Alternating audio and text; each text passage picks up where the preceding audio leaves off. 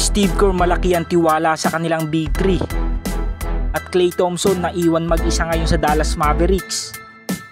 So para nga sa una nga natin balita, sa 9th straight win ng Golden State Warriors sa loob ng 11 games, nakita nga natin ang magandang compliment ni Jimmy Butler kay Draymond Green at sa 2-time MVP, kung saan kung titingnan nga natin sa laruan ng former All-Star na si Jimmy Butler, parang matagal na nga itong naglalaro sa Dubs at mukhang kabisado na nga din ito ang sistema ni Steve Kerr sa loob ng court, dahil hindi mo nga makikita si Jimmy Butler na parang naliligaw sa kanilang mga play.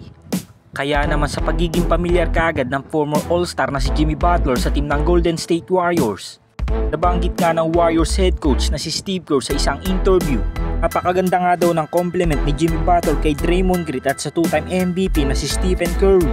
At isa nga daw phenomenal all-around basketball player ang former All-Star, dahil halos lahat nga ay kaya nitong gawin sa loob ng court.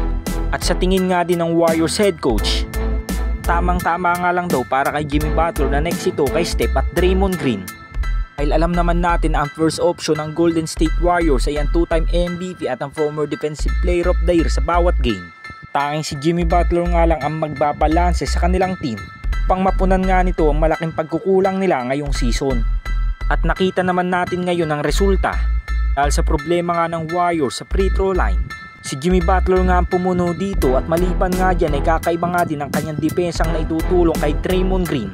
Kaya naman ngayon nga ay may siyam na silang magkakasunod na panalo. Hawak na nga din nila ngayon ang number 6 spot ng buong Western Conference. At sa ating palawang balita, last off-season nga ay nagdesisyon ang 4-time NBA champion na si Klay Thompson na iwan ang Golden State Warriors.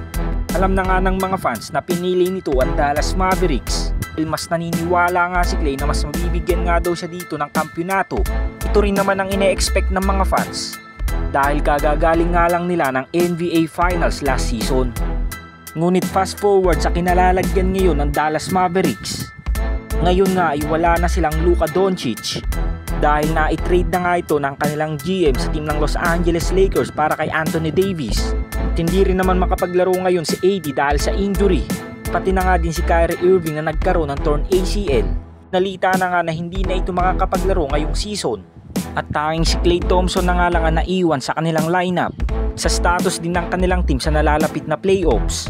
Tsansa pa din naman silang pumasok sa play-in tournament. Ngunit kung makapasok man sila sa postseason, baka sakaling bigay na nga lang ang kanilang mga games dahil wala na nga pwedeng aasahan pa sa kanilang team.